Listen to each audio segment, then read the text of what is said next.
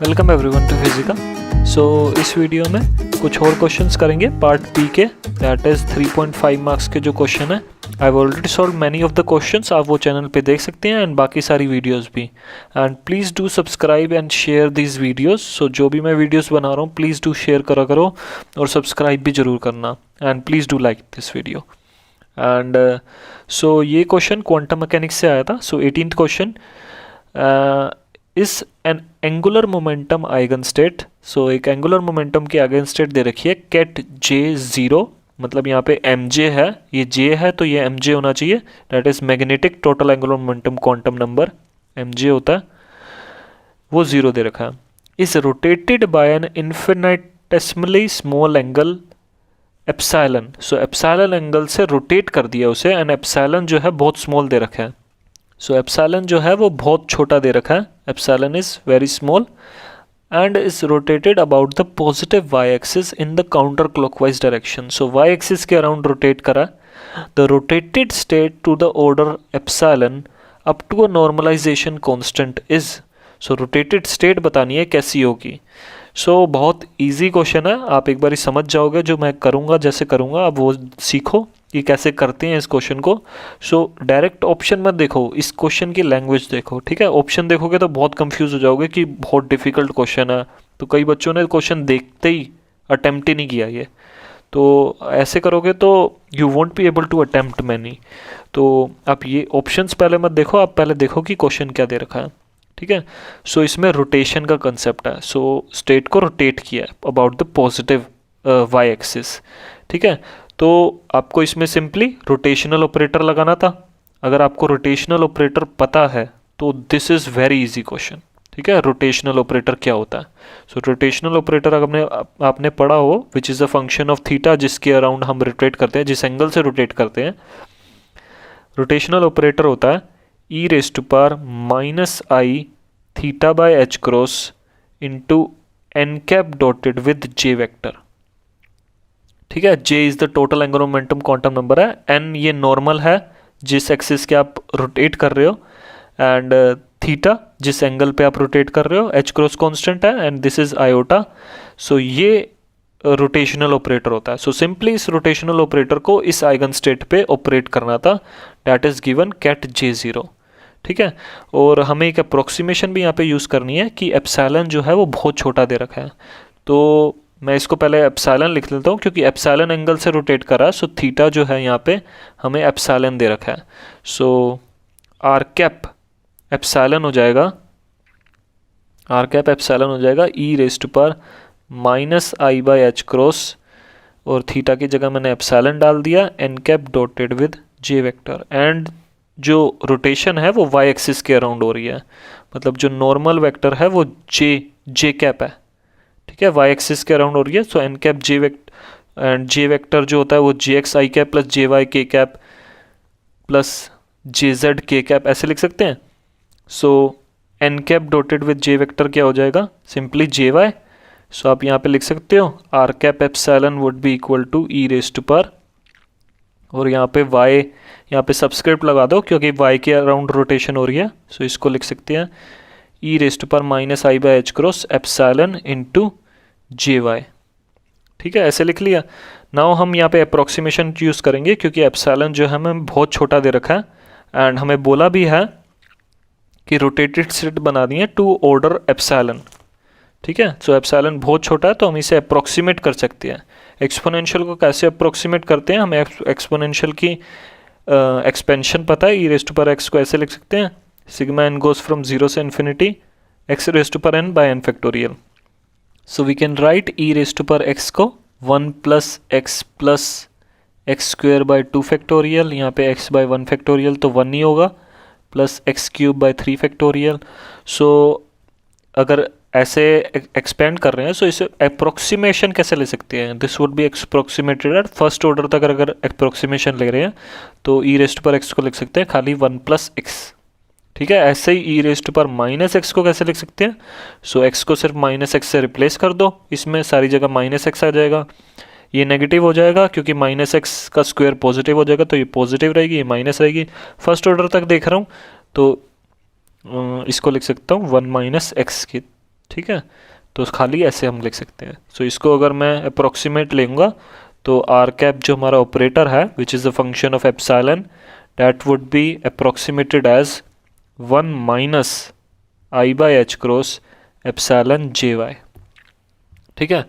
Now we can operate this operator on our eigen state.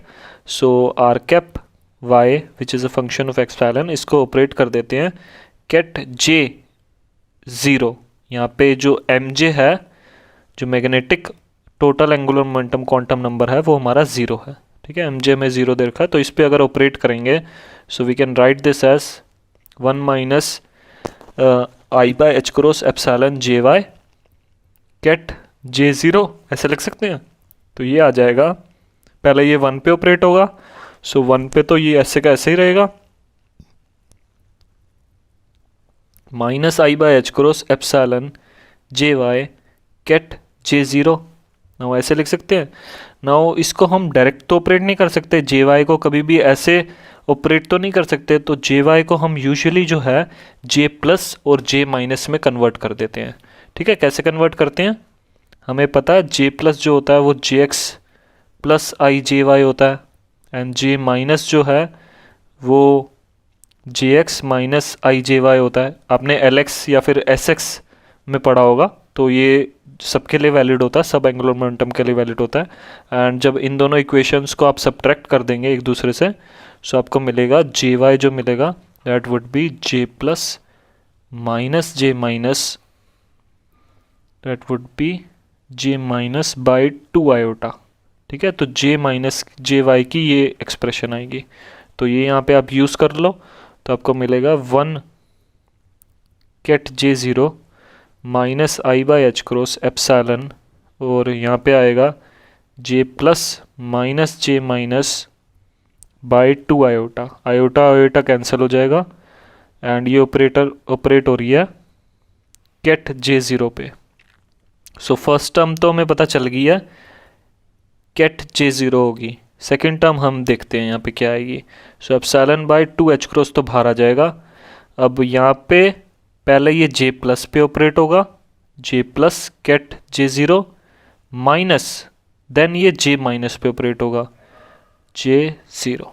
अब ये कैसे इस पे ऑपरेट होता है, आपको इसका भी फॉर्मूला याद होना चाहिए। तो ये बहुत इजी फॉर्मूला है, आपको ये याद होना चाहिए। जे प्लस माइनस को जब हम कैट जे एम जे पे ऑपरेट करते हैं, आपने ये पढ़ा होगा या फिर ये फॉर्मूला पढ़ा होगा, एल प्लस माइनस को कैट एल एम एल पे जब ऑपरेट करते हैं। सो सेम फॉर्मूला है जो आप वहाँ पे यूज़ करते हो, वही ये फॉर्मूला है। तो आपको यहाँ पे कंफ्यूज नहीं होना कि टोटल एंगुलर मोमेंटम दे रखा है या फिर खाली ऑर्बिटल एंगुलर मोमेंटम को दे रखा है, तो सबके लिए वैलिड होता है। तो it is J plus 1 minus M J plus minus 1, M J plus minus 1 and into में ब्रैक ये अंडर रूट के बाहर है H cross ket J M J plus minus 1। So plus minus 1 क्यों लिख रहा हूँ, अगर जे को प्लस लेंगे तो ये साइन यहाँ पे प्लस आएगा, ये भी प्लस आएगा, अगर माइनस लेंगे तो ये माइनस आएगा, ये माइनस आएगा, ठीक है। मतलब मैं यहाँ पे लिख भी देता हूँ, जे प्लस अगर जे एम जे पे ऑपरेट होगा तो ये देगा under root J plus 1 minus J plus 1 minus M J plus 1 into H cross ket J M J plus 1, मतलब स्टेट एक इंक्रीज हो जाती है एम जे वाली, ठीक है। एंड जे माइनस जब होता है तो जे एम जे पे जब ऑपरेट होगा, so that will give J plus 1 minus M J minus 1, ठीक है। तो माइनस के लिए माइनस आएगा यहाँ पे, H cross ket J M J minus 1 हो जाएगा, ठीक है। तो आप यहाँ पे क्वेश्चन में यूज़ करो इसे, ये फॉर्मूले को, तो आपको मिलेगा ये तो कैट जे ज़ीरो ही रहेगा minus epsilon by 2 H cross, यहाँ पे एच क्रॉस है अब जे प्लस यहाँ पे जब ऑपरेट होगा, जे प्लस इस पे जब ऑपरेट होगा एंड एम जे ज़ीरो दे रखा है, तो ये सारी क्वांटिटी तो ज़ीरो हो जाएगी, हमारे पास बचेगा जे प्लस वन, क्योंकि यहाँ पे भी जे ही है, जे के इक्वल ही है, तो हमें मिलेगा under root J plus one and H cross ket J plus one, M J zero है तो zero plus one that would be one, minus, अब यहाँ पे मैंने ब्रैकेट खोल दिया तो नेगेटिव, यहाँ पे नेगेटिव ये प्लस दे देगा, ठीक है, ये नेगेटिव यहाँ पे जब जाएगा तो ये प्लस हो जाएगा, plus under root J plus one H cross ket J, ठीक है। अब ये जे माइनस ऑपरेट हो रहा है, तो जे माइनस भी जब भी, तो एम जे तो ज़ीरो ही है, तो ये यही देगा under root J plus one H cross and M J minus one, M J zero है तो ये हो जाएगा खाली माइनस वन, ठीक है। नाउ इसमें से एच क्रॉस और under root J plus one common ले लो, तो हमारे पास मिलेगा ket J zero minus epsilon by two H cross under root J plus one H cross bracket में ket J one plus ket J minus one, sorry यहाँ पे minus आएगा क्योंकि मैंने माइनस कॉमन ले लिया, तो माइनस यहाँ पे आना चाहिए, so ket J zero, H cross cancel हो जाएगा, epsilon by two under root J plus one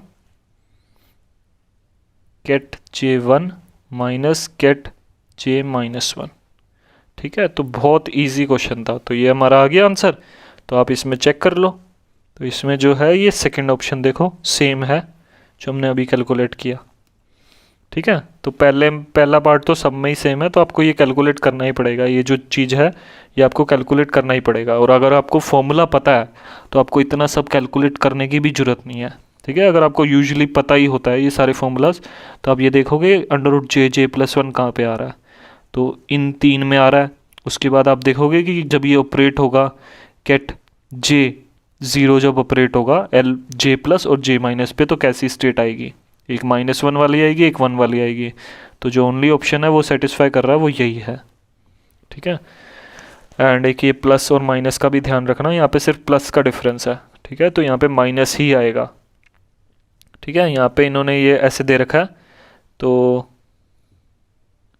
and ये जो है ये ब्रैकेट में है, ये ब्रैकेट में है जब ये माइनस है, अगर ये ब्रैकेट नहीं होता, ये अलग अलग होते तो ये प्लस हो जाता, ठीक है। तो ये बहुत ध्यान से करना था ये फर्स्ट और सेकंड ऑप्शन में से, तो सेकंड ऑप्शन इसमें करेक्ट रहेगा, ओके। सो नेक्स्ट क्वेश्चन देखते हैं। नेक्स्ट क्वेश्चन ये रिलेटिविस्टिक मैकेनिक्स से आया, सो इसमें है 19th question, of heavy particle of mass m while moving along the positive z direction decays into two identical light particles। सो एक हैवी पार्टिकल है, it is moving along the positive z direction, so z direction में ये z axis direction में move कर रहा है, and it decays into two identical light particles of rest mass m। सो ये decay कर जाता है दो लाइट पार्टिकल्स में जिनका जो रेस्ट मास है वो स्मॉल m है, एंड जो कैपिटल m है it is very large than 2m के बहुत लार्ज है। Then the maximum value of the momentum that any one of the light particles can have in a direction perpendicular to the z direction। So perpendicular direction में बताना है, perpendicular direction मतलब इस direction में, इस direction में maximum momentum क्या होगा, ठीक है। तो simply इसमें law of conservation of momentum लगाते हैं। So अगर ये perpendicular direction में move करते हैं दोनों मास, तो इसका maximum momentum क्या होगा। सो अगर परपेंडिकुलर डायरेक्शन में law of conservation of momentum लगाएंगे, momentum, so we will see that दो परपेंडिकुलर डायरेक्शन में लगा रहे हैं, ठीक है, in the perpendicular direction. So G direction के परपेंडिकुलर कौन सी होगी, या फिर एक्स या वाई कोई भी हो सकती है, तो परपेंडिकुलर डायरेक्शन में लिख रहा हूँ। सो परपेंडिकुलर डायरेक्शन में अगर मोमेंटम कंजर्वेशन लगाएंगे, सो कैपिटल मास m का मोमेंटम यहाँ पे that will be equal to इन दोनों के मोमेंटम के इक्वल होगा, तो ये होगा। एंड परपेंडिकुलर डायरेक्शन में हम देख रहे हैं इसका मोमेंटम तो ये जी डायरेक्शन में मूव कर रहा है, तो जी डायरेक्शन की परपेंडिकुलर डायरेक्शन में इसका मोमेंटम जीरो हो जाएगा, ठीक है। तो परपेंडिकुलर डायरेक्शन में इसका मोमेंटम 0 है, इनका मोमेंटम P1 एंड P2 ही है। तो यहाँ से हमें पता चलेगा कि P1 का जो मोमेंटम है वो नेगेटिव है P2 के, मतलब P1 का जो मोमेंटम है अपोजिट है P2 के, मतलब ये दोनों अपोजिट डायरेक्शन में मूव करेंगे। ठीक है, सो ये दोनों जो हैं वो अब अपोजिट डायरेक्शन में मूव करेंगे। एंड सिंस इनका मास जो है दोनों का सेम दे रखा है, तो इनका मोमेंटम जो है वो सेम ही रहेगा। डैट इज़ अगर P1 का मैग्नीट्यूड लूँ that will be equal to P2 का मैग्नीट्यूड। ये भी हमें यहाँ से पता चल रहा है। एक तो ये अपोजिट डायरेक्शन में मूव करेंगे और इनका जो मैग्नीट्यूड है वो भी सेम रहेगा। ठीक है, सो नाउ हम एनर्जी कंजर्वेशन देखते हैं। अब एनर्जी कंजर्वेशन यूज़ करते हैं दोनों ये जो पूरे सिस्टम का। ठीक है, so energy conservation, law of conservation of energy अगर लगाएंगे, रिलेटिविस्टिक पार्टिकल हैं दोनों, तो इनके लिए अगर एनर्जी कंजर्वेशन लगाएंगे so total energy E would be, तो जो कैपिटल मास M था उसकी एनर्जी होगी mc², so that will B mc²। So total energy जो उस पार्टिकल की है, कैपिटल पार्टिकल की, तो इन दोनों पार्टिकल के एनर्जी के इक्वल रहेगा, तो वही यूज़ कर रहा हूँ यहाँ पे। तो इसकी एनर्जी तो रेस्ट मास एनर्जी के इक्वल हो जाएगी। ठीक है, इसकी एनर्जी जो है कैपिटल M की, so that will be equal to the rest mass energy, that is mc²। And इसकी एनर्जी के लिए हम रिलेटिविस्टिक एनर्जी का फॉर्मूला यूज़ कर सकते हैं, वो हमें पता है E² होता है P² C² plus m02 C4, यही होता है। तो ये यहाँ पे यूज़ करते हैं। सो हमें मिलेगा, इसका है momentum P1², let's say C² and rest mass m² है C4, प्लस जो दूसरा पार्टिकल है, जो सेकेंड पार्टिकल की एनर्जी है वो हो जाएगी P2² C² plus m² C4। ठीक है, क्योंकि रेस्ट मास दोनों का सेम है और मोमेंटम हमने निकाल लिया कि दोनों का मोमेंटम भी सेम है। So P1² would be equal to P2², यहाँ से हमें पता चल रहा है, और इसको P² लिख सकते हैं। सो अगर इसको लिखेंगे E is equal to mc², that will be equal to twice of under root P² C² plus m² C4। So now दोनों साइड हम स्क्वायर ले लेते हैं, so that would be 4 times P² C² plus 4 times m² C4। Now क्या करो कि इन दोनों terms में कॉमन ले लो और इसको अलग रखो, 4P² C² and m² C4 minus 4m² C4। Now इसमें मैं C4 कॉमन ले लेता हूँ, तो m² माइनस 4m² बच गया। यहाँ से हम मोमेंटम निकाल सकते हैं, P² वुड बी 4C² को नीचे भेज दो, तो C² एक तो कैंसिल हो जाएगा, तो C² बच जाएगा, डिवाइडेड बाय 4 बचेगा और ब्रैकेट में m² माइनस 4m²। सो यहाँ से मोमेंटम आ जाएगा c/2 under root m² minus 4m²। So this will be the maximum momentum that any one of the particle can have in a perpendicular direction. So out of these options c/2 under root m² minus 4m²। So ये जो first option है ये correct होगा। ठीक है, इसमें so maximum momentum perpendicular direction में यही होगा। ठीक है, जब दोनों पार्टिकल अपोजिट डायरेक्शन में मूव करेंगे एकदम परपेंडिकुलर डायरेक्शन में, दैट इज़ 90 डिग्री एंगल पे।